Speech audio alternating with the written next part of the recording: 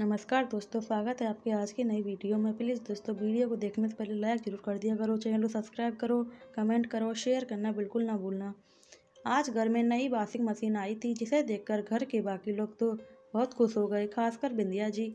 आखिर उनका बेटा सौरभ उनके लिए वॉशिंग मशीन खरीद लाया। हाँ, ये अलग बात है कि कुछ पैसे जगदीश जी ने सौरभ को दिए थे, बाकी के पैसे तो वो अपने पास से मिलाकर वॉशिंग मशीन कैश में ही ले आया। अभी सब उसी वॉशिंग मशीन को घेर कर उसका दीदार कर रहे थे। यह देखकर घर की बहू निर्मला जली भुनी सी अपने कमरे में आकर बैठ गई। थोड़ी देर बाद सौरभ कमरे में आया और कपड़े बदलने के लिए अलमारी में से कपड़े निकाल ही रहा था कि निर्मला बोली, क्यों जी, कितने पैसे खर्च कर दिए आपने वॉशिंग मशीन में? ईएमआई पर नहीं ला सकते थे क्या? दे देते बाबूजी, पैसे कमाते तो वो भी हैं। अरे मशीन की ज़रूरत उनको है, हमको नहीं, तो वो लोग उनके पैसे खुद दें, तुम क्यों दे रहे हो? निर्मला, वो मेरे माता पिता हैं, माँ को वॉशिंग मशीन की ज़रूरत थी, कितनी परेशान होती थी वो, इसलिए मैं खरीद कर ले आया। अच्छा, मैं भी तो हाथ से कपड़े धोती हूँ, मुझ पर तो कभी तरस नहीं आया। भला ये क्या बात हुई? तुम आदमी लोग तो हमेशा माँ माँ करते रहते हो, तुम लोगों के लिए तो बीवी कुछ भी नहीं होती। माँ की परेशानी तो तुमसे देखती नहीं बनी, और मेरा क्या? निर्मला चिढ़ती हुई बोली, तुम्हें तो परेशान होने की आदत है, भला इसमें मैं क्या कर सकता हूँ? कहकर सौरभ अपने कपड़े लेकर जाने लगा। उसकी बात सुनकर निर्मला और ज़्यादा चिढ़ गई और उसके सामने आकर खड़ी हो गई। अच्छा, बस मुझे ही ताने मार लो, भला मुझे क्यों परेशान होने की आदत होगी? तुम्हारी माँ से खुद के और तुम्हारे पापा के कपड़े तक नहीं धुलते, और मैं तुम चार चार लोगों के कपड़े हाथ से धोती हूँ, तो इसमें मेरी गलती है क्या? मैं क्या कर सकता हूँ? जहाँ तक हो सकता है मैं अपने खुद कपड़े धोने की कोशिश करता हूँ। कभी देर सवेरे ही तुमसे अपने कपड़े धोने को कहता हूँ, जो अपने और अपने बच्चों के कपड़े तो तुम ही धोगी। मेरी तो किस्मत ही खराब है जो मेरे माता पिता ने तुमसे शादी कर दी। इससे तो अच्छा मेरे माँ बाप कोई ढंग का ठिकाना देखकर मेरी शादी कर देते तो कम से कम मैं खुश तो रहती। इसमें तुम्हारे माता पिता की गलती नहीं है, वो किसी अमीर घर में भी तुम्हारी शादी कर देते तब भी तुम खुश नहीं रहती, क्योंकि तुम्हें हर बात पर मेरा मेरा करने की आदत है। अब तुम ही देख लो, कहाँ तो उन्होंने ये सोचकर तुम्हारी शादी में वॉशिंग मशीन दी थी कि मेरी बेटी को परेशान नहीं होना पड़ेगा, हाथ से कपड़े नहीं धोने पड़ेंगे। लेकिन तुमने क्या किया? मेरी ही वॉशिंग मशीन मशीन करके उसे अभी तक पैक करके रखा है। शादी के 7 साल बाद वो भी जंग खाने लग गई होगी। अच्छा, वो मेरे माता पिता ने दी है, उस वॉशिंग मशीन से ससुराल वालों का क्या लेना देना? ससुराल वाले तो कुछ देते ही नहीं हैं। बहू को याद रखो, जिस कमरे में तुम रहती हो, दहेज का सामान लेकर बैठी हो, वो कमरा घर का हिस्सा है जो ससुराल वालों का है। कहकर सौरभ कपड़े बदलने के लिए चला गया। लो, ससुराल वाले तो घर की धौंस दिखाने लगे। इसलिए तो कहते हैं कि बहू को कोई अपना ही नहीं मानता। शादी के 7 साल बाद आखिर अपनी दौलत अपनी औकात पर आ ही गए ना। निर्मला जोर जोर से चिल्लाकर बोली। ये बातें बाहर बिंदिया जी को सुनाई दे रही थी। आखिर वो कमरे में आई और आते ही निर्मला से बोली, बहू क्यों चिल्ला रही हो? घर में चीखना चिल्लाना शोभा देता है क्या? आप तो मुझे ही कहेंगी ना, अपने बेटे को क्यों कहेंगे भला? बहू कभी ससुराल वालों की हुई है क्या? आज घर की दोस्त दिखा ही दी ना आपके बेटे ने। निर्मला बिंदिया जी को जवाब देते हुए बोली। वो माना कि सौरभ गलत है, उसे ऐसा नहीं बोलना चाहिए था, पर एक बात मुझे समझ में नहीं आई, तुम्हें बुरा क्यों लग रहा है? आज वो तेरी ही भाषा तो बोल रहा है, तो अपने ही जैसे व्यक्तित्व को देखकर इतना तिलमिला क्यों गई? तुम तो अक्सर ही हमें अपने किसी न किसी सामान की धौंस दिखाती रहती हो ना, पर हम चुपचाप सुन लेते हैं। तो आज जब सौरभ ने अपने मकान की धौंस दिखा दी तो इतना बुरा क्यों लगा?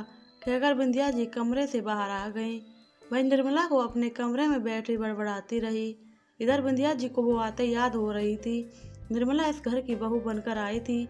निर्मला अपने किसी सामान को किसी से शेयर करना पसंद नहीं करती थी, खासकर मायके से आए हुए सामान को। शादी के 1 सप्ताह बाद बिंदिया जी अपनी बेटी निधि के साथ मिलकर इकट्ठे हो चुके बेडशीटों और पर्दों के हाथों से धो रही थी। तो यह देखकर सौरभ ने दहेज में आई हुई वॉशिंग मशीन को खोल लिया। अभी उसे कमरे के बाहर निकाल ही रहा था कि सौरभ को टोक दिया, अरे ये क्या कर रहे हो? भला वॉशिंग मशीन क्यों निकाल रहे हो? अरे शादी के बाद की साफ सफाई में देखो, कपड़े कितने निकले हैं। इतनी बेडशीट और पर्दे जब घर में वॉशिंग मशीन है तो हाथ से क्यों धोना, इसलिए मशीन निकाल रहा हूँ। सौरभ ने अभी जवाब दिया, नहीं नहीं वॉशिंग मशीन मत निकालो, यह तो मेरे मम्मी पापा ने दी है। क्या शादी से पहले आपके घर में कपड़े नहीं धुलते थे? निर्मला का मुंह तोड़ जवाब पाकर सौरभ हक्का बक्का रह गया। वो कुछ कहने को हुआ तो बिंदिया जी ने उसे इशारे से चुप रहने को कहा। इसके बाद वो मशीन पैक करके रख दी गई। कुछ महीनों बाद बिंदिया जी की बेटी निधि का ससुराल में प्रोग्राम था जिसमें उन्हें पैरावनी देनी थी। कुछ कपड़े तो वो अपने पास से निकाल चुकी थी और कुछ ये सोचकर कि निर्मला से लेने कमरे में पहुंच गई। निर्मला के पास भी कई साड़ियां हैं जो वो इस्तेमाल नहीं करती। अरे बहू सुनो तो, निधि के ससुराल में पैरावनी करनी है तो तेरी कुछ साड़ियाँ जो तू नहीं पहनती है वो दे दे, कोरी ही तो रखी हैं, तूने तो कभी पहनी भी नहीं। कुछ साड़ियाँ मैं अपने पास से निकाल लेती हूँ ताकि पैरावनी का खर्चा बोझ कुछ कम तो हो जाए। सासू माँ ने कमरे में आते हुए कहा, अरे माँ जी मेरी साड़ियाँ क्यों? बेटी आपकी है तो आप दीजिए, मुझसे क्या उम्मीद करते हैं? मेरे लिए आई हुई साड़ियाँ हैं, भला उस पर आपका क्या हक? निर्मला ने मुंह तोड़ जवाब दिया। सुनकर बिंदिया जी बहू का मुंह ताकते हुए वहीं की वहीं खड़ी रह गईं। फिर खुद को संभालते हुए बोली, बहू तू साड़ियाँ पहनती नहीं, वो यूं ही बक्से में पड़ी रह जाएंगी। इसलिए कहा, अब रिश्तेदार और पैरावनी दूर दराज के रिश्तेदारों के लिए यूं ही घर में से साड़ियाँ निकाली जाती हैं, तो इसलिए तुझसे कह दिया तो अपने पास से निकालिए। आपके पास भी क्या साड़ियाँ कम हैं? रिश्तेदार आपके हैं तो आप मुझसे क्या उम्मीद कर रही हैं?